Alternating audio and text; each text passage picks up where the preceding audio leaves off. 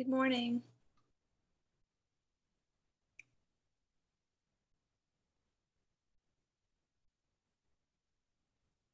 Hello, Teresa. Hi, Amanda. How are you? I'm good. How are you? Doing well, doing well. Will you be able to show the slides? I've had trouble sharing from this computer. Yes, of course. I'll put them up right now. Thank you. And I can just ask you to switch then as we go. Okay. Of course.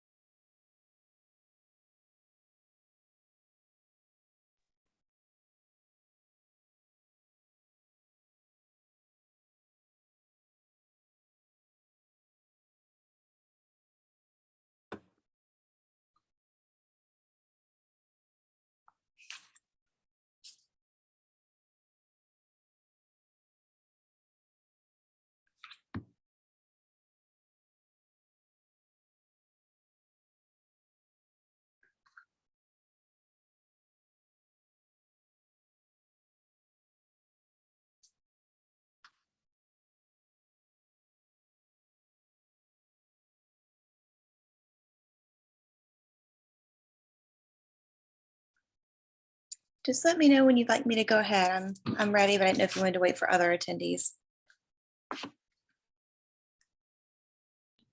Sure. Maybe like 1 minute and then we can get started.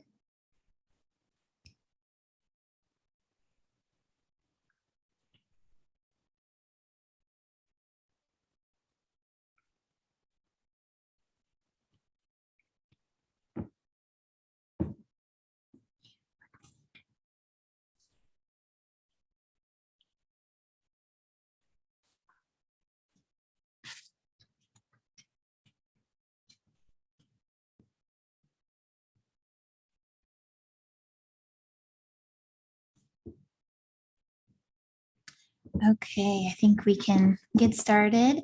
Good afternoon, everyone. And thank y'all so much for coming out to learn some great and pertinent information regarding the Medicaid reimbursements for developmental screenings. My name is Dr. Teresa Northington, and I am the Developmental Screening Coordinator here at the Bureau of Family Health. This afternoon, we are very pleased and excited to have Dr. Amanda Dumas here with us. Dr. Dumas serves as the interim medical officer for Louisiana Medicaid, and she is also an associate professor of clinical pediatrics at LSU Health Sciences Center, New Orleans. Not to waste any time, because we only have a short amount of time here, I'm going to give the floor right over to Dr. Dumas. Thank you so much. This is a repeat of a talk that was given last year when we had just initially rolled out reimbursement for these screenings through Medicaid. And so I'm happy to bring the message back and hopefully continue this education and continued uptake of this service. Next slide, please. So I have nothing to disclose. The objectives are that participants will be able to explain when, how, and for what tools Louisiana Medicaid will reimburse general developmental screenings, autism screenings, and perinatal depression screenings. So just for a little bit of background, to make sure we're all on the same page about Medicaid. Next slide, please. So over half of children in Louisiana do receive Medicaid or LDH for their medical insurance coverage. 30% of Louisiana's children live below the federal poverty level, but Medicaid does cover above that up to 255%. And then about 60% of children under 5 rely on Medicaid, so even a larger percentage there. And then 95% of Medicaid enrolled children are going to receive those benefits through one of the managed care plans, also known as Healthy Louisiana plans. These are your Aetna, AmeriHealth, Healthy Blue, LHCC, and United. So those are probably the names you're used to seeing in terms of Medicaid representation. Next slide. And then for the purposes of children's EPSDT preventive care, that's the early and periodic screening, diagnostic, and treatment services that you're providing during your well child visits. Louisiana Medicaid does follow the periodicity schedule that's endorsed by the AAP or Bright Futures, with just 2 exceptions. One is that where the AAP periodicity schedule will go through the age of 21, Louisiana Medicaid goes through the age of 20.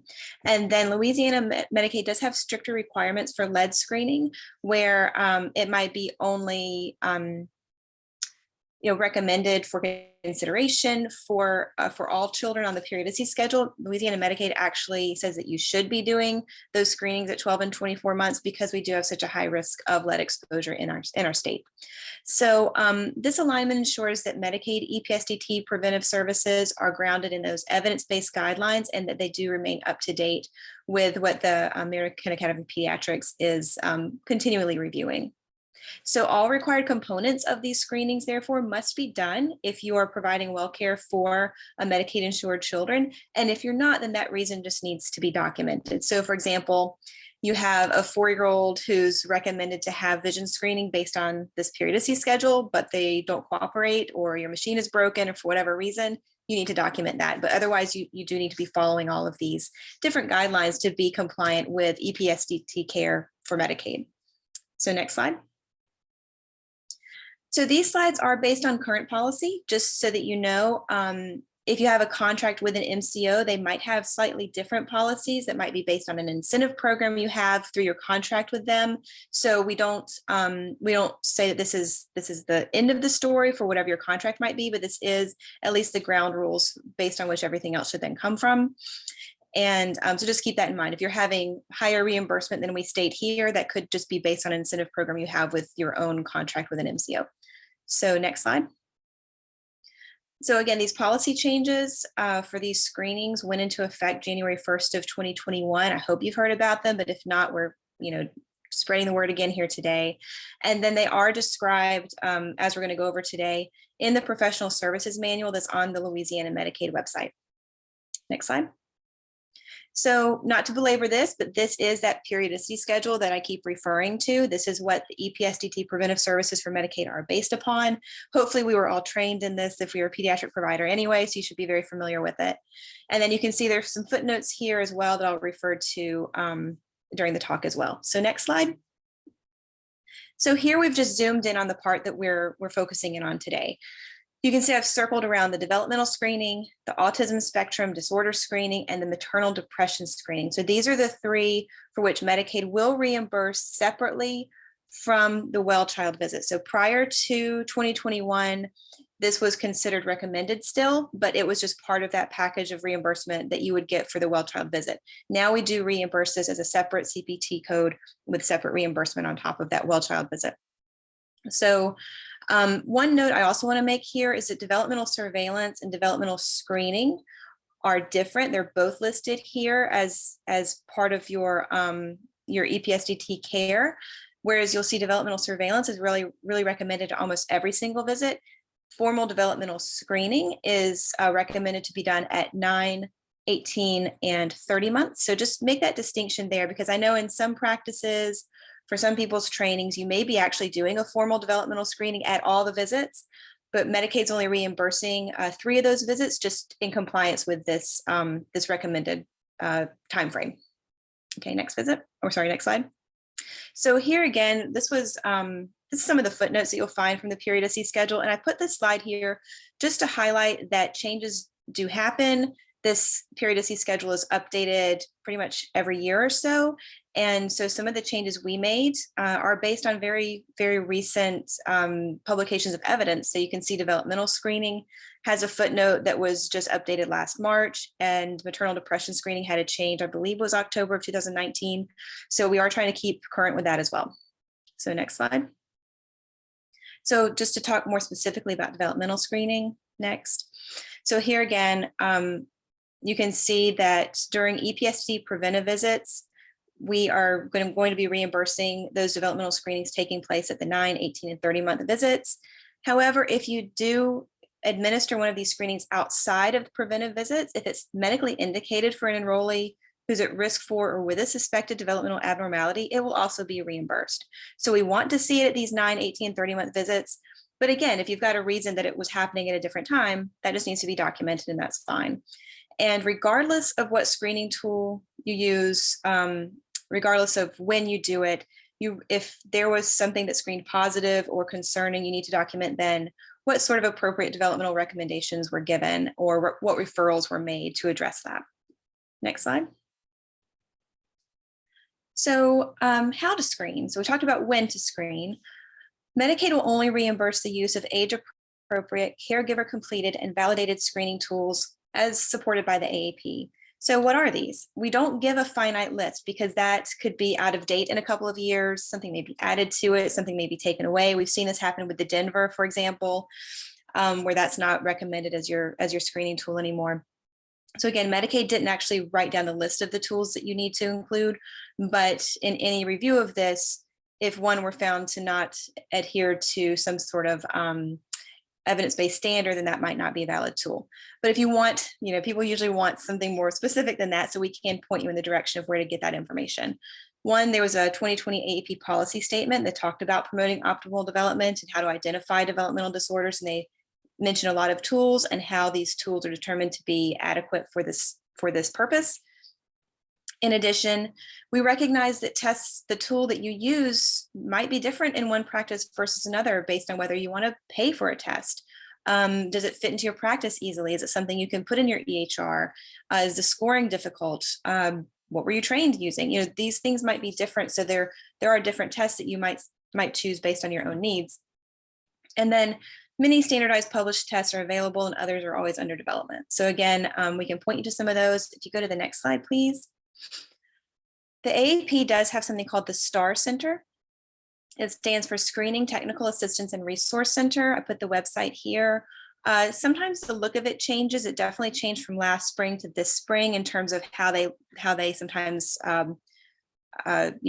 present this information, but you can find it.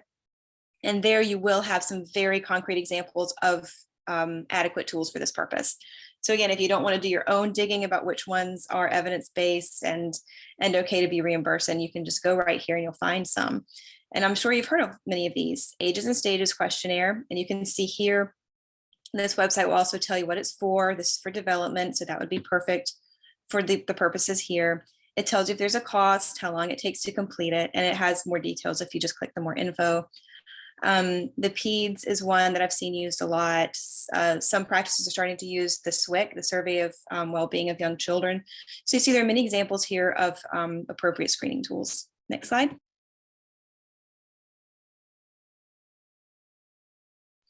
Okay, so to be reimbursed, we've talked about when to screen, what tool to use, and then so what do you need to document to make sure that if Medicaid looks back at your billing, that you've supported that claim. We want to know what screening tool is used, what was the result of the screen, and what action was taken if needed. So for example, ASQ, screen completed, normal, no action needed, something like that. Or if there was something that was at risk or borderline, you might note that, say, referred to audiology or whatever, whatever referred to early intervention, those sorts of things, just stuff that you would probably be doing anyway. Just want to make sure it's documented there. And then the CPT code you're going to use is 96110. This stands for, this is the code for developmental screening. And currently, this is going to reimburse $10. These are always subject to change, of course. Sometimes, as you know, CPT codes might change based on federal, listings of this. Reimbursement can change over time, but this is what it is today. Okay, next slide. So autism screening, similar information here.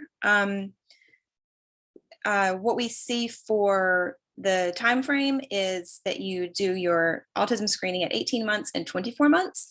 One thing to note is that you will have an overlap with your recommended developmental screening at the 18-month visit. So for this, and I think I get to it a different slide, but for this purpose, you can code it twice, that CPT code, because you're doing autism screening and developmental screening. But same for developmental screening. If you're doing, for example, an MChat at 18 months, and then you do it 24 months, but you do it at another time period. Maybe you had a concern at 18 months, you bring them back and you do it, maybe 2 months later at 20 months. You can get reimbursed for that. Just document why you're doing it outside of the typical recommended time periods. Okay, next slide. Similar to developmental screening, Medicaid will only reimburse the use of age-appropriate, caregiver-completed, and validated screening tools as recommended by the AAP. And there was similarly a 2020 AAP clinical report about how to identify, evaluate, and manage children with autism spectrum disorder, from which a lot of the recommendations then follow about what tools to use. And there are many standardized published tests available and others under development. So next slide.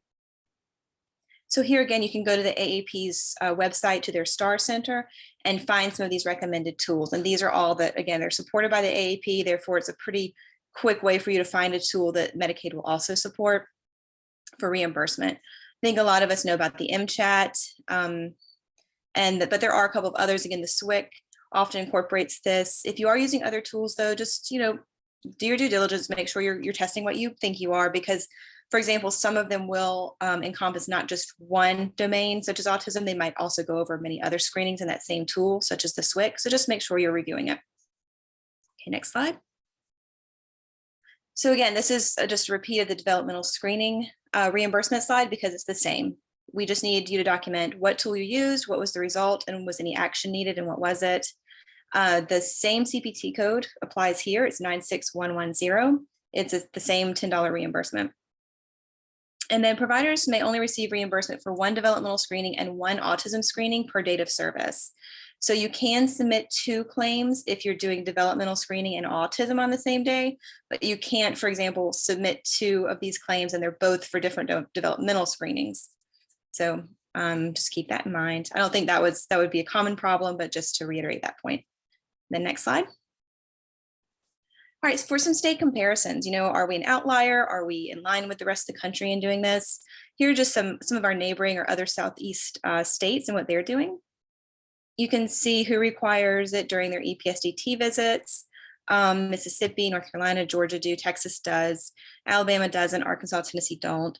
You can look at the fee-for-service reimbursement rates in that third column, where you'll see that $10 is what Alabama's reimbursing. You get a little, almost 12 in Georgia.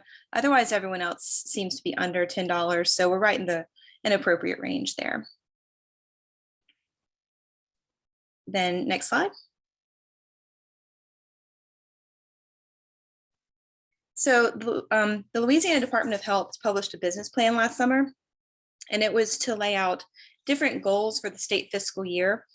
And it ranged across the whole department in terms of different deliverables that were being laid out.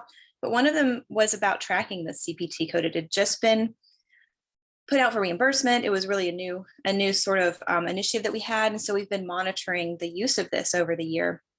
And I actually have an updated number beyond this. This was, as of April, it had been used 33,000 times. And then I just got new numbers as of the end of May. It's actually been about 37,000 times. So we've seen definitely a steady increase in the use of this tool, or sorry, the use of the reimbursement code. Hopefully the use of the tool even exceeds this, and that providers are just continuing to catch on to the fact that they can now code this and get reimbursed for it. Okay, next slide. So now we'll talk about perinatal depression screening. Here is that zoomed in view of the periodicity schedule again. You can see that on the AAP guidance, they call it maternal depression screening, and they recommend that it be done at the infant's 1 month, 2 month, 4 month, and 6 month visits. And screening is recommended to be administered really from birth to 1 year in terms of Medicaid. So what we're saying is that, yes, you can follow these, but we recognize also that sometimes infants don't come quite on time, but also that maternal depression or perinatal depression can really present anytime in that first year. So if you have that child there for a sick visit and you're worried about mom, there's a red flag, or you just need to follow up maybe on a concern from another visit, you can go ahead and do that screening again and submit the code for it. Also, if it's maybe past the 6 month visit, you're seeing them at the 9 month visit and you're worried about the caregiver, go ahead and administer the screening.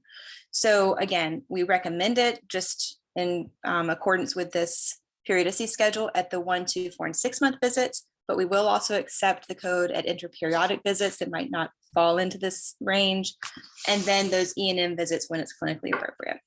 So next slide. So it does need to be administered to the caregiver. It's not limited to the biological mother, and that's why we're not calling it a maternal depression screening, we're calling it perinatal. We recognize, of course, that sometimes the father can have depression. Any caregiver of the child that may not be the mother, but who is involved with the child and bringing them to that visit is someone we want to be in a good place so that they can adequately care for that child. So again, it does not have to be the biological mother. Recommended tools. These come from a 2019 AAP policy statement about perinatal depression. And not all tools have been validated in non-maternal caregivers. So that's one thing to note. So you will see that some have really focused on maternal depression, and they might not be as applicable to non-maternal caregivers. And that's why we do list a couple that are unique to our Medicaid policy that might be different from this AAP policy that we see in the periodicity schedule. So one thing to note, if a caregiver screens positive, the provider must refer to available resources, whether it's back to that OB or the caregiver's PCP or to a mental health provider, and then document that that referral was made. And if a screening indicates possible suicidality, concern for the safety of the caregiver or the patient, or another psychiatric emergency, then referring to emergency mental health services is required. This is the same in line with any responsibility we would have in caring for an infant and seeing if there was danger to or potential danger to the patient.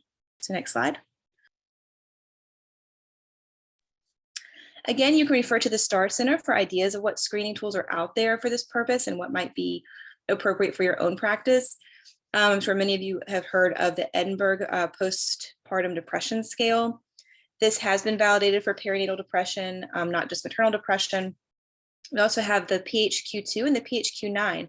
These are used much more broadly for depression screening, but they can also be used and have been validated for specifically perinatal or maternal depression as well. So next slide. So for this, you will see some of the same requirements that we asked for with the developmental and autism screenings, that you document what screening tool was used, the result of the screen, and any action taken if needed. For this, there's a different CPT code. It's 96161, which is for the administration of a caregiver-focused health risk assessment instrument for the benefit of the patient with scoring and documentation. And the reimbursement for this is $8.14. And again, the CPT code and reimbursement are subject to change, but that's what it is today. Okay, next slide. So remember too, reimbursement is under the child's Medicaid coverage. So again, you have the infant in the office, you're doing their well visit or their sick visit, and you will bill this code in that chart and document in that infant's chart. If you have 2 or more children who are under 1 present to care on the same day with that same caregiver, just pick which one you want to document in. You can't bill it twice because again, it's 1 caregiver screening. So just pick which child's chart you want to put that in. And then if performed on the same day as a developmental screening, providers should append the modifier 59 to claims just for the perinatal depression screening. That way, this claim will show up and it's just more of a computer issue that it will be logged correctly. So next slide. Again, some state comparisons. We'll just breeze through this, but just to let you know, we do take all of this into consideration. What are our neighboring states doing? And then most of our states around us are either requiring this screening as well or recommending it.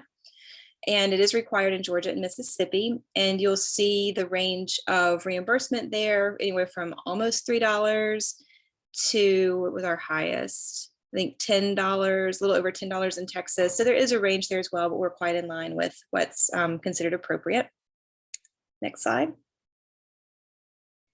And then here we are with caregiver depression screening. So this is something that we've been tracking. I'm presenting this a little bit differently because this was not an LDH Business Plan tracking measure. So our numbers show up a little bit different when we look at it.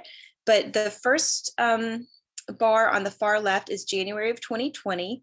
That arrow shows January of 21, the month that we started providing reimbursement for this screening. And you can see there how we've grown in the number of recipients who have had this claim in their chart.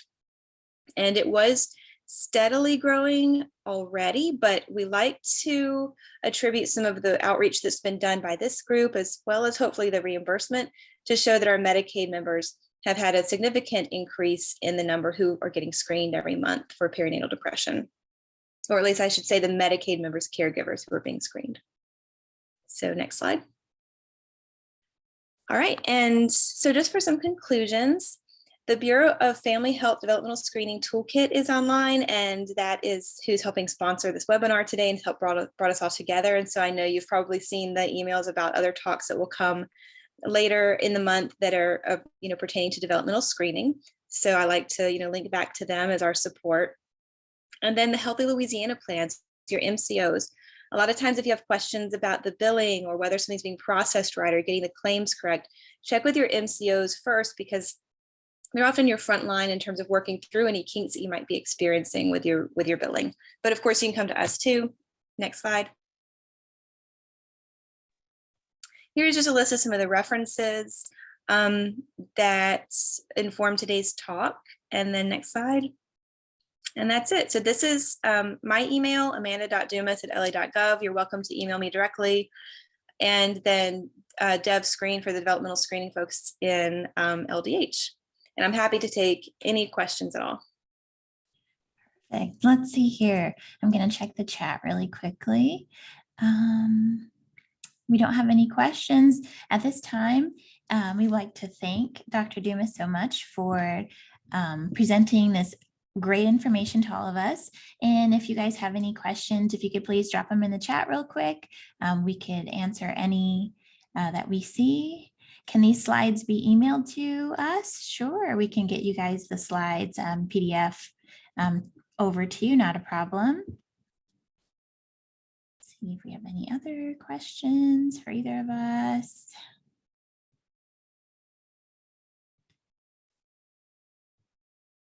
I don't see any, but of course you guys can email both of us, as Dr. Dumas said, at any time. And we just like to thank you guys so much for giving us a little bit of time. And if you can, please try to log on to the next developmental screening for the MChat. It's going to be happening next week. And we have a whole host of other trainings that will be happening every week. Thank y'all so much for attending. And if you could please make sure to do the survey, especially if you're going to be requesting CME or CE credits, and it will come to you after this webinar is over and as well as in your email. That's all we have for y'all today. Thank you so much for coming. Have a wonderful day.